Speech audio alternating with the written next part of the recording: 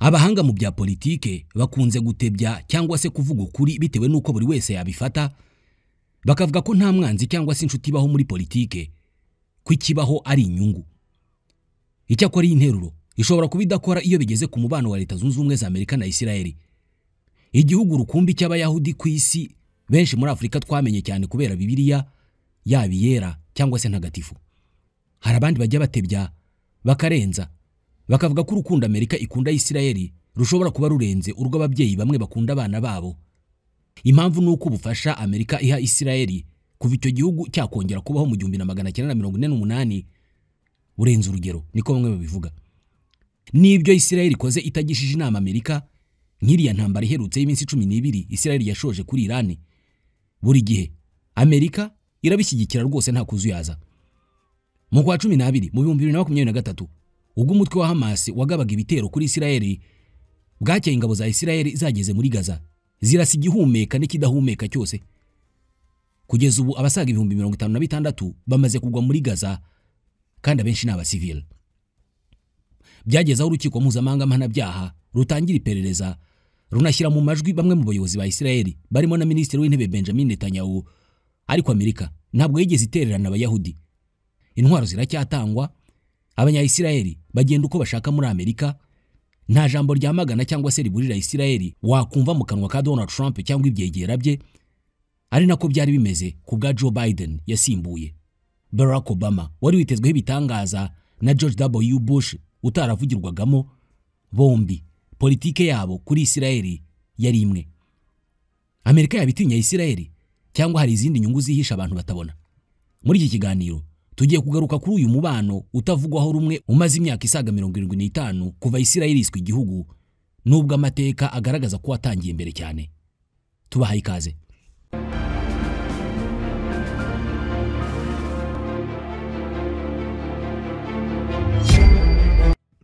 Kugira ngo tubyumve neza, birasaba ko dusubira inyuma cyane nko mu myaka 100 ishize, kubera ko inkuru y'ibi bihugu byombi ntabwo ihera mu 1948 ubwo Isiraheli yigarikaga Palestine ikongera kuba igihugu cyigenga kizengurutswe n'Abarabu. Mu kwezi kwa 11 mu 1917 Woodrow Wilson, wari perezida wa Leta Zunze Ubumwe za Amerika, n'umwe mu bashyigikiye amasezerano yiswe ya Balfour, yari yakozwe n'Ubwongereza agamije ko habaho igihugu cyihariye cyo gutuzamo abayahudi bari banyanyagiye hirya no hino ku isi. Icyo gihugu kikaba rwagati muri Palestine. Twibukiranye, icyo gihe Isiraheli ntabwo yari iriho. Icyariho cyari igihugu cya Palestine. Uko gushyigikira Isiraheli nta nyungu zindi zihariye yaba Amerika cyangwa se Ubwongereza bari babikurikiranyemo, ahubwo byashingiraga gusa ku myemerere abayahudi bari barahunze bari bafite, ndetse n'inyigisho z'idini zavuga ko igihe kimwe bazongera bagasubira kuri gakondo yabo. Ibyo natwe turabisoma mu bitabo bitagatifu, cyane cyane Bibiliya. Nko kuri Perezida Wilson Woodrow wa Amerika, gushyigikira ko habaho Isiraheli byaturukaga ku myigishirize yari yeze icyo gihe yakwirakwizwaga n'amadini y'Abaprotestani, aho bagaragazaga ko abayahudi ari abavandimwe batagomba gutereranwa. Inzobere mu mateka akaba n'umwanditsi David Tal, mu gitabo yise The Making of an Alliance, ashimangira ko umubano wa mbere wa Leta Zunze Ubumwe za Amerika na Isiraheli wari ushingiye cyane cyane ku myemerere kurusha inyungu za politike.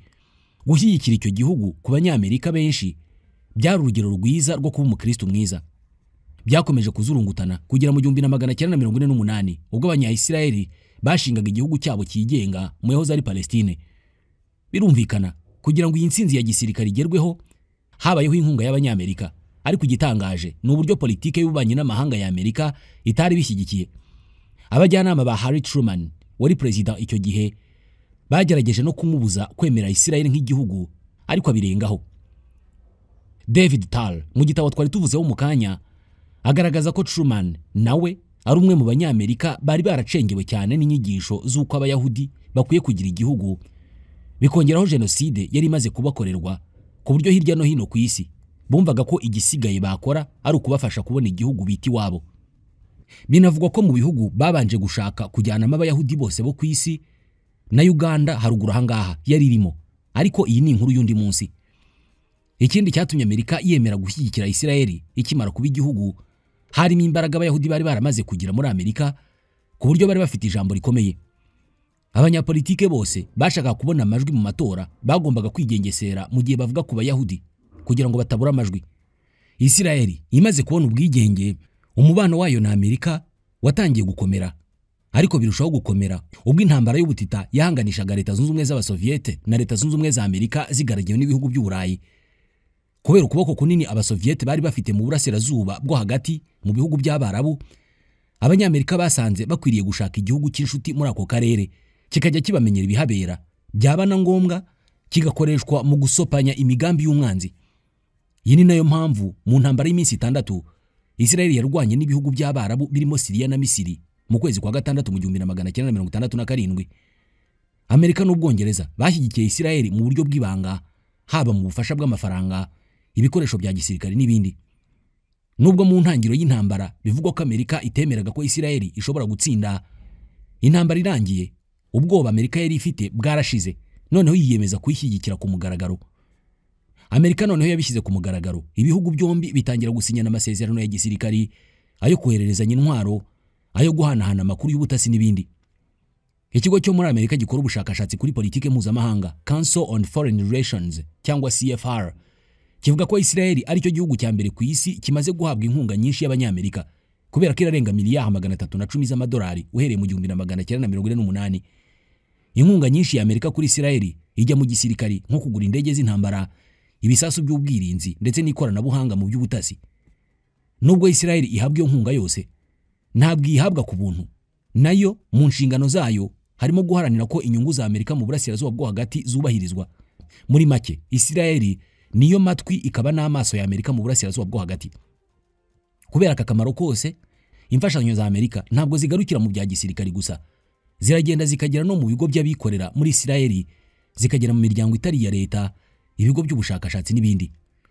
Nubwo kandi Amerika iha Isirayeli imfashanyo nyinshi ya gisirikari, mu masezerano ibihugu byombi bisinyana ntabwo hajya haburamo igika kivuga ko aya mafaranga bahawe bazayakoresha bagura intwaro mu nganda zo muri Leta Zunze Ubumwe za Amerika. Muri make ni mpanguhe. Ibi bituma Isirayeli iba igihugu cya mbere gihabwa intwaro zose zigezweho z'ubwirinzi za Amerika nka Iron Dome irinda ikirere cya Isirayeli, yanabarinze cyane ubwo Iran yabasukagaho imvura y'ibisasu mu minsi ishize. Ibi ntabwo wapfa kubibona mu bindi bihugu. Nubwo bimeze bitya, ibyo tumaze kuvuga ntabwo bisobanura impamvu Amerika ishobora gukomeza gufasha Isirayeli n'igihe bigaragara ko icyo gihugu cy'Abayahudi kirimo gukora ibinyuranije n'amategeko mpuzamahanga cyangwa se ubwicanyi ndengakamere nk'uko bimaze igihe bivugwa mu ntambara igiye kumara imyaka 2 muri Gaza. Igisubizo turagisanga mu gitabo inzobere muri politike Jerome Slater yise Mythology Without End, cyangwa se amayobera atagira iherezo. Uyu mwanditsi avuga ko Isirayeli isa n'iyaroza Amerika, ikayumvisha rwose ko ari magorwa. Ni nk'abo bababwiye bati twebwe twaragowe, turi hagati y'abanzi kandi murabizi, n'abanzi bacu bakaba n'abanzi banyu kuva kera.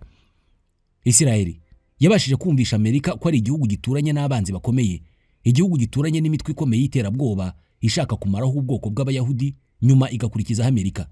Ibi bihita bitwikira andi mabi yose Isirayeli yakora. Icyakora ku rundi ruhande, abarwanya Isirayeli na Amerika nabo bahaye iyo mvugo ishingiro. Urugero ni nk'uburyo mu mahame remezo y'ubutegetsi bwa Iran guhera mu 1979 harimo avuga ko intego yabo ari ukuzimya burundu Isirayeli na Amerika. Ibyo Isirayeli bigenderaho yumvisha Amerika ko badashyize hamwe, umwanzi wabo atari kure, kabone naho byasaba kwibasira ibihumbi n'ibihumbi by'Abanyapalestine. Mu bihe bitandukanye, Amerika yagiye yirengagiza amafuti ya Isirayeli niyo byabaga bigaragarira buri wese ko ibyo icyo gihugu cyakoze ari sakirirego. Urugero, mu 1982 ubwo imitwe ishyigikiwe n'ingabo za Isirayeli yicaga impunzi zisaga 3,000 ziri kumwe n'Abanyalibani mu kiswe ubwicanyi bwa Sabra na Shatila. Nawe kwirengagiza kandi mu 2008 n'2009 ubwo ingabo za Isirayeli zakoraga ikiswe Operation Cast Lead muri Gaza, hakicwa Abanyapalestine basaga 1,000.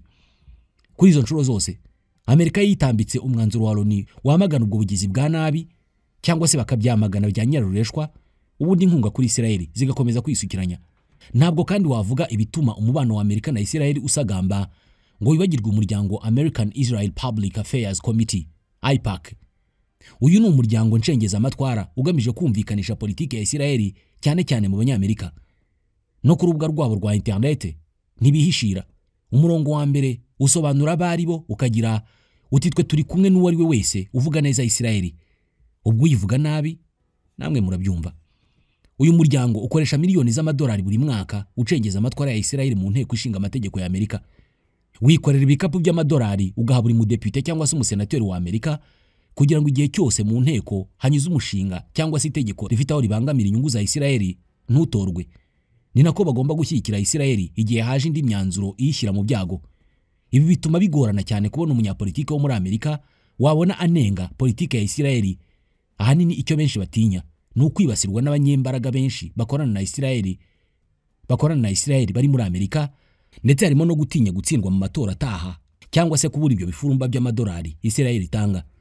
Aya mamiliyoni ntabwo agarukira gusa ku badepite n'abasenateri, ni nako bimera kubiyamamariza umwanya wa perezida. Abakurikiranye neza ibikorwa byo kwiyamamaza byahanganishije Donald Trump na Kamala Harris mu mwaka ushize banyuranyaga ku bindi, ariko byagera ku gushyigikira Isirayeli bakabyumva kimwe. Minisitiri w'intebe wa Isirayeli Benjamin Netanyahu ni umwe mu bakuru b'ibihugu ba mbere basuye Donald Trump amaze kurahirira manda ya kabiri.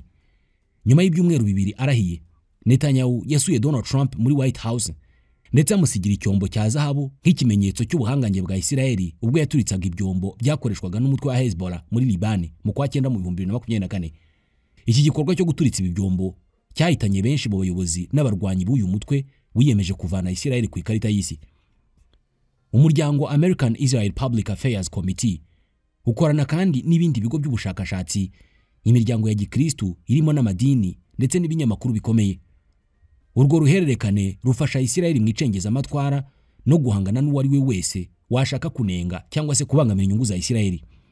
Iyi politiki y'icengeza amatwara isa nikomeje gufasha Isirayeli guhangana n'abayirwanya no guhamya igitinyiro cyayo no mu bihugu nka Leta Zunze Ubumwe za Amerika. Nko mu kwa 4 mu 2024 ubwo urukiko mpuzamahanga rw'ubutabera ICJ rwagaragazaga ko ibikorwa by'ingabo za Isirayeli muri Gaza bisatira gukora jenoside, Amerika yateye utwatsi ibikuye muri iyo raporo. Icyo gihe ubutegetsi bwa Joe Biden wayoboraga Amerika bwavuze ko Isirayeli ifite uburenganzira bwo kwirwanaho. Ikindi kitajya cyumvikana hagati y'umubano wa Amerika na Isirayeli ni inkunga isanzwe y'iterambere icyo gihugu gitanga i Tel Aviv buri mwaka. Nibura Amerika ibaha imfashanyo ya miliyari 3 na miliyoni 400 z'amadolari yo kwifashisha mu iterambere. Nyamara Isirayeli ni kimwe mu bihugu byihagije mu bukungu, dore ko umusaruro mbumbe w'umuturage wa Isirayeli buri mwaka urenze kure uwa bimwe mu bihugu by'i Burayi. Isirayeli ni igihugu gikomeye haba mu nganda, mu buhinzi, mu bukerarugendo n'ibindi. Ntabwo Amerika ibiyobewe, ariko ikomeza gusuka inkunga muri Isirayeli kugira ngo irusheho kugenzura no kugira ijambo mu miyoborere y'icyo gihugu. Mu gace Isirayeli tuyemo hari ibihugu nka Iran, Turukiya, Ubushinwa n'ibindi bisa nk'ibitumva neza Amerika. Ni byiza kugira umusangirangendo ukumva kandi ufite buri cyose ku buryo igihe umukeneye umubona. Ni nako bamwe bavuga ko byagenze mu minsi ishize ubwo Isirayeli yagabaga ibitero ku nganda zikora uranium muri Iran. Nubwo Isirayeli yavuga ko Iran ibonye intwaro kirimbuzi byaba ari ishyano ku isi, bivuga ko byari bibangamiye cyane ari Leta Zunze Ubumwe za Amerika idashaka ikindi gihugu icyo ari cyo cyose cyagira izi ntwaro, kandi byaba ari igihugu batumvikana bikaba bikurushaho. Aka kazi ko kuba maso n'amatwi ya Amerika Isirayeli yakumvise kare. Iki gihugu cyakwirakwije abatasi bacyo b'ikigo cya Mossad hafi mu bihugu byose byo mu burasirazuba bwo hagati, by'umwihariko muri Iran n'ahandi hari imitwe idakorana na Isirayeli cyangwa Amerika. Iki gihugu gikora uko gishoboye kose amakuru y'ubutasi kibonye kikayasangira na Amerika. Isirayeli kandi ikoreshwa nk'igihugu cyizewe cyifashishwa mu kugerageza intwaro zigezweho zakorewe muri Amerika.